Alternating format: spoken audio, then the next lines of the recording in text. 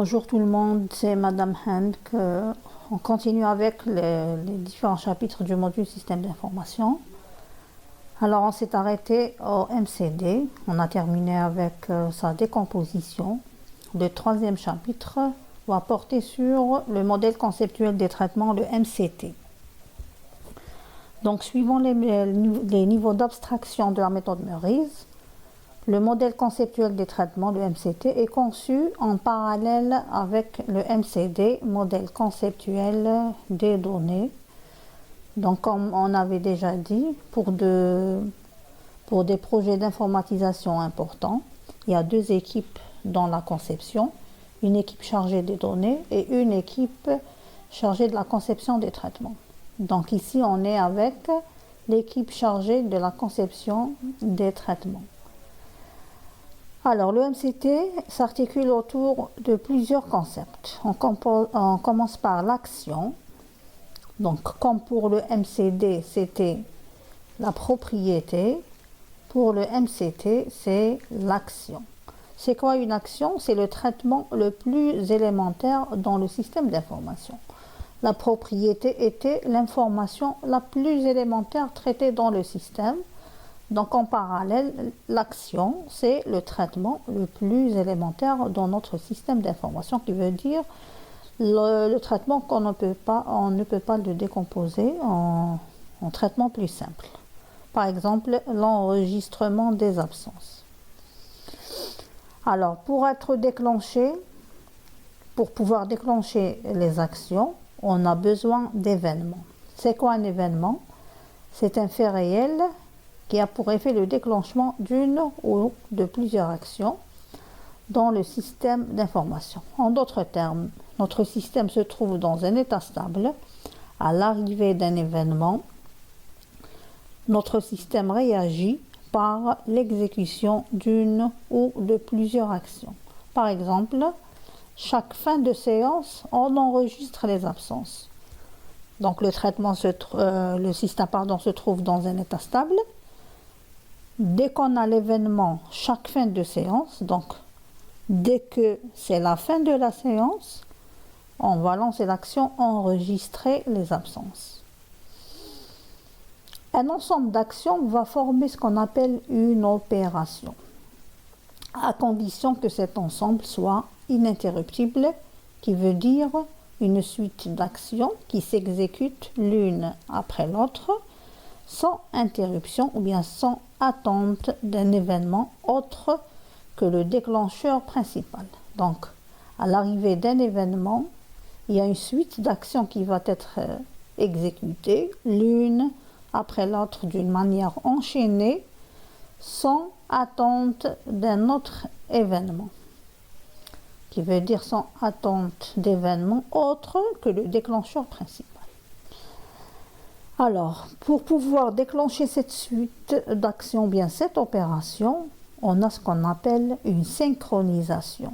Alors, une synchronisation est le point d'attente des événements déclencheurs d'une opération. Une opération peut être déclenchée par un ou plusieurs événements. Leur point de rendez-vous, leur point d'attente est appelé synchronisation. En réalité, c'est une expression logique faite à l'aide des opérateurs et, ou et non. Par exemple, on a deux événements A et B qui vont déclencher une certaine opération. Donc, dans la synchronisation, on écrit A et B, qui veut dire l'exécution de l'opération est conditionnée par l'arrivée des deux événements A et B en même temps. A ou B, ici, donc, veut dire que l'un des événements est suffisant pour déclencher l'opération.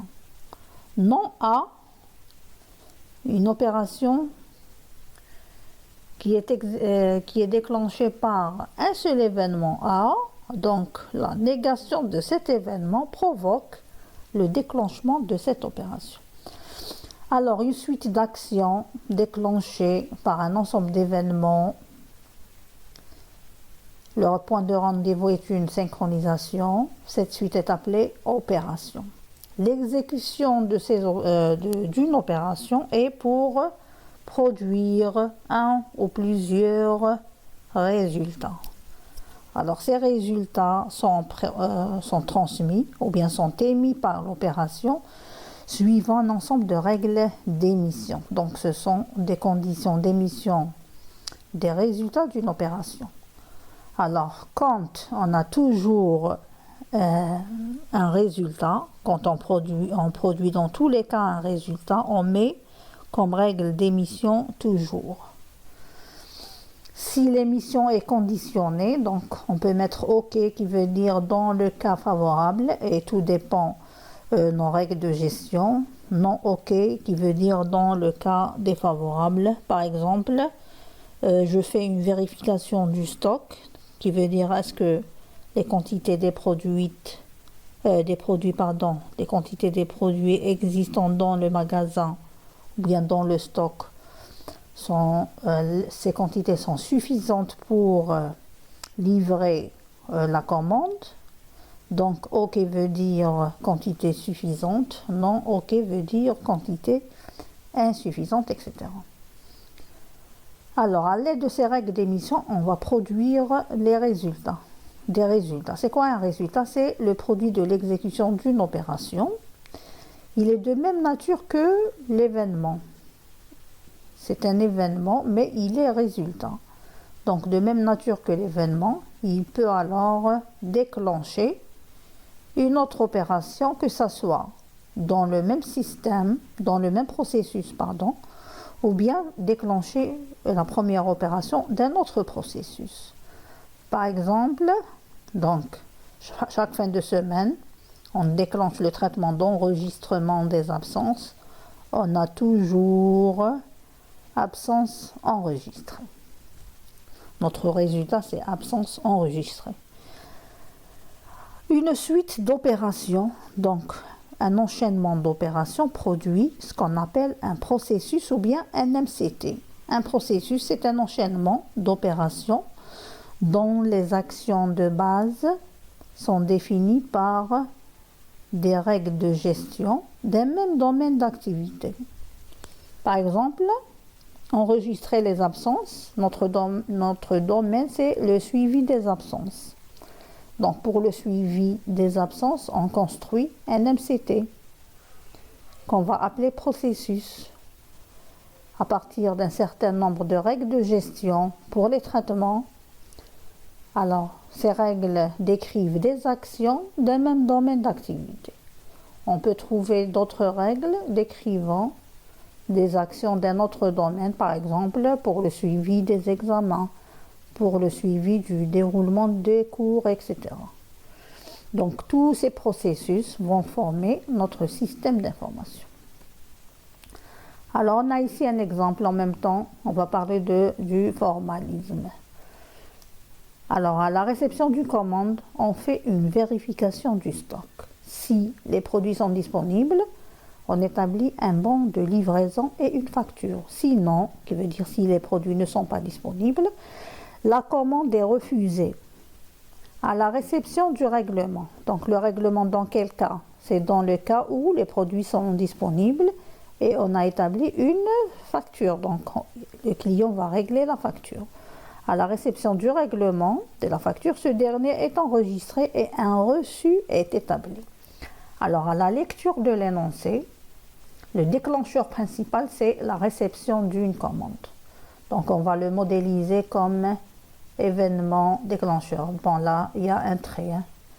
Donc, commande reçue, c'est le déclenchement. Ça va déclencher quoi? Ça va déclencher le premier traitement qui est vérification du stock. Alors, suite à cette vérification et son attente, si les produits sont disponibles, on établit directement un bon de livraison et une facture. Sinon, qui veut dire si les produits ne sont pas disponibles, on va prévenir le client que sa commande est refusée, donc directement. Ensuite, après avoir établi la facture, on attend que le règlement viennent du client. On attend que le client vienne régler sa facture. Donc, cet événement est une interruption. Alors, dès qu'il y a interruption, on va se dire qu'il va s'agir d'une nouvelle opération. Pourquoi? Parce que les actions d'une même opération sont ininterruptibles, sont exécutées d'une manière enchaînée, sans attente d'événements autres que le déclencheur principal. Donc, je vais établir un bon de livraison sans attente d'un événement autre que la commande reçue. Donc, on a modélisé. Cet événement seul va déclencher l'opération de vérification, donc on ne met rien dans la synchronisation. Donc ici, c'est le symbole de synchronisation. Là, on met le nom de l'opération, ici le détail de l'opération, qui veut dire ses actions, et ici, vous avez les règles d'émission. Alors, dans une vérification, on fait quoi? On vérifie le stock, la vérification du stock. Ici, c'est conditionnel. Comme en algorithmique, si condition, alors action. Alors, si produit disponible, alors établissement bon de livraison et établissement facture. Sinon, refus de la commande. On n'a pas mis toujours. Pourquoi? Parce que il y a deux résultats possibles. Soit c'est la facture avec le bon de livraison, soit la commande refusée. Donc, produit disponible et produit non disponible. OK, non OK. Alors, si les produits sont disponibles, on va établir une facture et, pardon, ici c'est le bon de livraison, si les produits sont disponibles. Bon, ici c'est une erreur, hein. Donc, si les produits sont disponibles. S'ils ne sont pas disponibles, la commande est refusée. Une fois la facture établie, on attend le règlement du client. Pour faire quoi? Pour enregistrer le règlement et établir un reçu. Alors, deux événements. La facture établie doit être déclencheur de la prochaine opération pour marquer l'enchaînement des opérations de ce processus. Alors, on établit la facture à la réception du règlement. Donc, règlement de quoi? De la facture établie. On synchronise avec un « et » pour dire que on ne peut pas enregistrer jusqu'à réception du règlement. La présence des deux événements est obligatoire pour pouvoir déclencher le traitement. A et B égale à vrai si A est vrai et B est vrai. Alors, l'opération d'enregistrement contient deux actions, enregistrement du règlement et établir le reçu.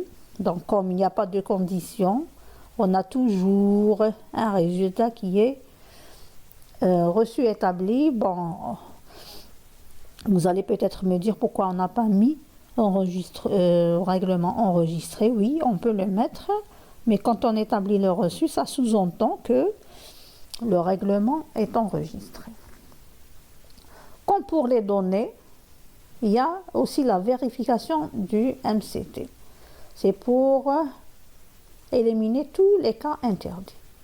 Alors, les cas interdits sont en nombre de 4. On commence par le premier cas. L'événement E1 déclenche l'opération OP1. Comme règle d'émission RE1, on produit le résultat R1. R1 synchronisé avec E1 à l'aide de l'opérateur logique OU va déclencher l'opération 2 et avoir le résultat R2. Où est l'erreur dans ce MCT ou bien dans ce processus? Alors, l'erreur se situe au niveau de la synchronisation OU. Si on met un OU à la présence de R1, opération 2 va être directement déclenchée sans attente de E2. Donc, il y a une erreur. Il n'y a pas d'interruption entre opération 1 et opération 2. Alors, voici un exemple. En début d'année, il y a inscription des étudiants, donc toujours élèves ou bien étudiants inscrits. À la demande de certificat, ou bien si les élèves sont inscrits, on établit des certificats de scolarité. Vous remarquez que seul élève inscrit, comme il est produit par l'opération 1, il va directement déclencher l'opération 2 sans attente de demande certificat. Il n'y a pas d'interruption entre les actions de l'opération 1 et les actions de l'opération 2. C'est quoi la solution? Est-ce qu'on doit les regrouper en une seule opération? Si on les regroupe, par exemple dans ce cas, demande certificat, on va le mettre déclencheur de la première opération. Or, pour les inscriptions, on n'a pas besoin des demandes de certificat, mais c'est en début d'année uniquement. La seule solution est d'éclater le MCT en 2 MCT. Le premier pour les inscriptions et le deuxième pour les certificats de scolarité, qui veut dire 2 domaines d'activité indépendants. Donc en début d'année, on fait toutes les inscriptions. Durant l'année, à la demande, on peut établir les certificats de scolarité. Les 2 MCT sont corrects. Le deuxième cas interdit, donc on a 2 opérations telles que le résultat de la première seul déclenche la deuxième opération. Le cas est interdit parce que les actions de l'opération 1 sont exécutées d'une manière enchaînée avec les actions de l'opération 1. Et la notion d'enchaînement bien d'action ininterruptible est la définition d'une opération, qui veut dire qu'il fallait regrouper les 2 opérations en une seule. On a un exemple. À l'arrivée de la commande, cette dernière est enregistrée. Donc on a toujours commande enregistrée. Après son enregistrement, on va livrer suivant la disponibilité du stock. Donc si le stock est suffisant, on va faire livraison, donc livraison faite. Si le stock n'est pas disponible, on va mettre la commande en attente. Alors, la livraison est faite directement après enregistrement sans attente d'événement autre que le déclencheur principal. Ceci est la définition d'une opération, donc on doit corriger comment l'arrivée de la commande est déclencheur principal et on regroupe les opérations enregistrement et livraison. Donc une opération qui consiste à faire l'enregistrement puis la livraison. Donc si le stock est disponible, livraison faite. Sinon, la commande est mise en attente. Le modèle est correct. Le troisième cas d'interdiction, donc j'ai un événement déclencheur d'une opération OP1 qui produit 2 résultats R1 et R2. R1 est déclencheur de l'opération synchronisée avec l'événement externe E1 avec l'opérateur E1, donc avec l'opérateur logique E. Alors en présence de l'opérateur E, chacun des 2 événements est déclencheur principal. Or que on ne peut pas déclencher si on n'a pas R1. Et on n'a pas R1 si on n'a pas déclenché. Ce qui veut dire que cette opération n'est jamais déclenchable. Elle n'est jamais déclenchable. On prend un exemple. On a une facture à régler et on a reçu un règlement. Ici, j'ai mis un et. Il y a 3 événements déclencheurs. Déclencheur de l'opération d'encaissement. Suivant 2 cas, partiel ou global. Alors, si l'encaissement ou bien le règlement est partiel, qui veut dire qu'ils ont réglé une partie de la facture. Donc, il nous reste une facture à solder. Il nous reste une certaine somme à régler. Si, par contre, le règlement est global, la facture est soldée. Alors, dans le cas où le règlement est partiel, on attend un autre règlement et on doit l'encaisser.